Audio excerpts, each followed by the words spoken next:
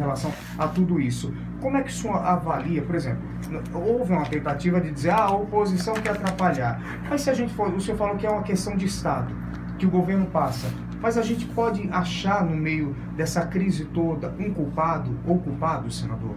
Ô Eugênio, aquilo que está sendo proposto à Assembleia Legislativa como forma de você promover o reequilíbrio fiscal do Estado, que está com 108 bilhões por mês de déficit, deveria ter sido feito há mais tempo.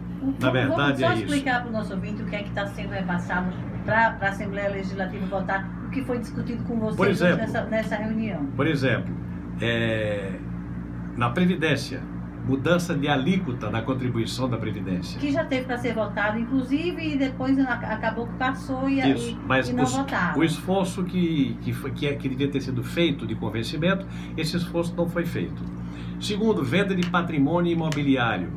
Terceiro, venda de empresas. Terceiro, fechamento de postos de trabalho, de cargos comissionados.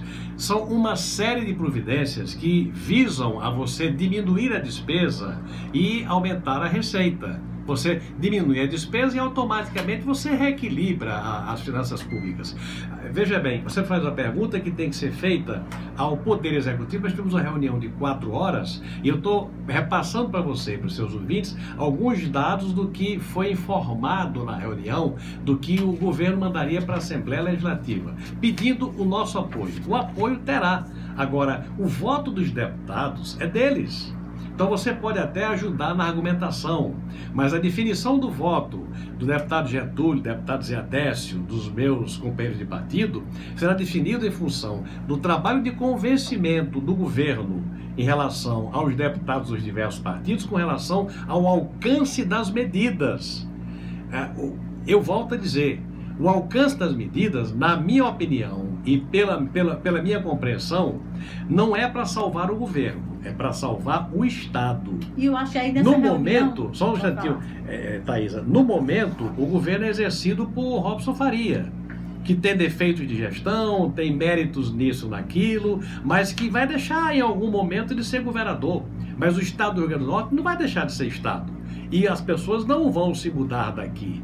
Algumas podem até se mudar, e é preciso que elas continuem a morar aqui em condições dignas e decentes. É preciso que a classe política, os políticos, como se fala, deem a sua cota de contribuição, mesmo não sendo responsabilidade de um deputado ou senador, mandar projeto da Assembleia Legislativa, ou tomar a iniciativa de trazer força nacional para cá, pelo seu comprometimento político à sociedade, é a obrigação de salvar o Estado, não o governo, salvar o Estado. Pelo que eu senti, senador, essa reunião, pelo que eu senti de cada um dos participantes, dos senadores, deputados, houve um clima de união aí entre a bancada e o governo em prol exatamente do que o senhor falou, em prol do Estado, em prol da população, né? Assim, aí então vão essas demandas do governo do Estado para a Assembleia Legislativa, e mais alguma coisa ficou acertada, ficou programada para depois? Ficou. Tem uma agenda aí pela frente? Tem sim. Primeiro de tudo, qual é o objetivo? O objetivo é criar condições, e esse pacote da Assembleia Legislativa, se aprovado, ele vai dar justificativa para que Brasília libere os 600 milhões. Porque os 600 milhões estão, em grande medida, seguros, não foram liberados, porque o Estado do Rio Grande do Norte não teria feito o seu dever de casa. Essa questão da Previdência que a Assembleia Legislativa iria votar e acabou não votando mais, pesou para esses 600 milhões não saírem? Veja bem, se o Estado do Rio Grande do Norte pedisse um empréstimo, esse empréstimo poderia ser concedido ou não, dependendo da capacidade de pagamento do Estado. Ora, se o Estado não está pagando os servidores, como é que pode pegar um empréstimo se não tem dinheiro para pagar os servidores? Não tem dinheiro para pagar as parcelas do empréstimo. Então, não tem dinheiro por quê? Porque está gastando muito com a Previdência, está gastando muito com finalidade A, B, C, porque o Tribunal de Justiça, porque o Tribunal de Contas, porque o Ministério Público estão exaurindo as finanças do Estado. Então, são essas as questões que estão sendo analisadas para diminuir a despesa do Estado, para que o Estado possa sobreviver. Para quem está nos ouvindo entender, você não poderia tomar um dinheiro emprestado, porque você não teria garantia.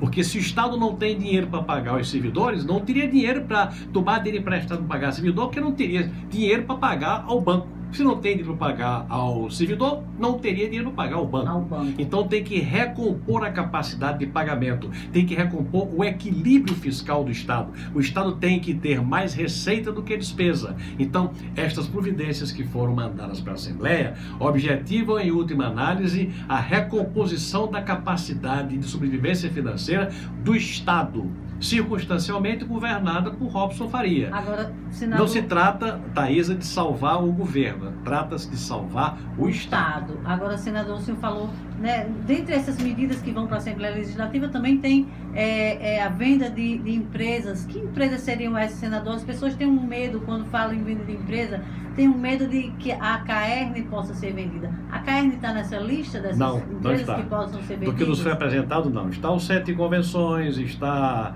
a Potigás, estão terrenos diversos, grandes terrenos que o Estado dispõe, é um patrimônio imobiliário e algumas empresas públicas. Está previsto também o encerramento de 20% dos cargos comissionados do Estado. Demissão de 20% de cargos comissionados. Extinção de cargos comissionados. Seria demissão, a rigor seria demissão. Seria demissão. Das coisas que eu me lembre, são essas aqui as coisas mais marcantes, que significam, na verdade, a diminuição de despesa e a consequente aumento de receita. Uma coisa que foi colocada... Eu só acho que no meio dessas questões todas que foram colocadas para melhorar a questão financeira do Estado, vai resolver o problema, vai colocar em dias, porque eu acho que a grande dúvida do servidor é: quando eu vou ter o meu salário em dia? Se for feito tudo isso, em que tempo o senhor acredita que isso pode ser feito? Curtíssimo prazo não será. Tem que ser franco e claro. Curtíssimo prazo não será.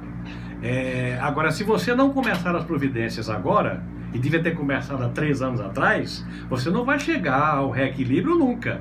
Então é preciso que se dê o primeiro passo. Essa reunião que foi convocada, que deveria ter acontecido já há muito mais tempo, esse pedido de solidariedade para que as mudanças acontecessem, há 3 anos atrás, aconteceu agora, antes tarde do que nunca, porque você abre uma luz no fundo do túnel, você pelo menos você consegue recuperar, Thaisa, a capacidade de pagar.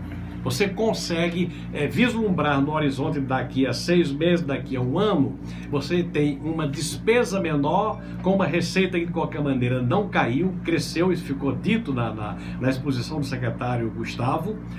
Você parte para ter uma sobra de dinheiro.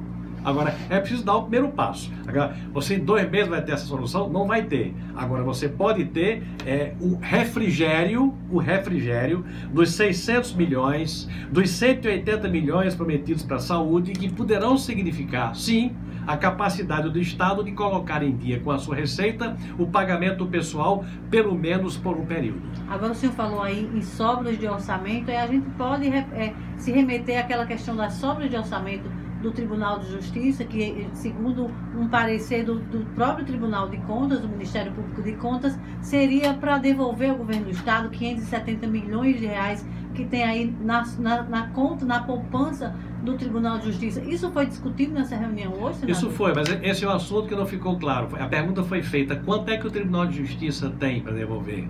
Quanto é que o Ministério Público teria para devolver? Esse número é desconhecido, o próprio governo não sabe. E me foi dito, inclusive, hoje, depois da reunião, um outro fato curioso. Digamos, no orçamento do Estado, você prevê, digamos, uma arrecadação de 2 bilhões de reais. E um percentual desse dinheiro vai para o Tribunal de Justiça. Vamos admitir o seguinte, que no final do ano, ao invés de 2 bilhões, você tenha tido 1,5 bilhão de arrecadação só. E você transferiu o percentual sobre 2 bilhões. Então o Estado teria se logrado, teria se enganado a si próprio, passando para um poder mais dinheiro do que deveria ter passado, porque aplicou um percentual sobre uma receita que não aconteceu e depois teria um crédito que não está conseguindo receber de volta. Então esses recursos, teoricamente, e eles foram muito decantados, muito citados, esses recursos poderiam ser um grande adjutório nesse momento para devolvidos colocar em dia o pagamento dos servidores que estão mais aflitos e que estão fazendo mais falta à sociedade. Agora, quanto é esse dinheiro? O governo não soube informar a bancada quanto era esse valor. Engraçado, porque o governo teve uma reunião ontem com os poderes, inclusive com o Tribunal de Justiça, e hoje esse número ainda não estava... Ficou claro hoje na reunião, essa pergunta foi feita e a resposta não foi obtida.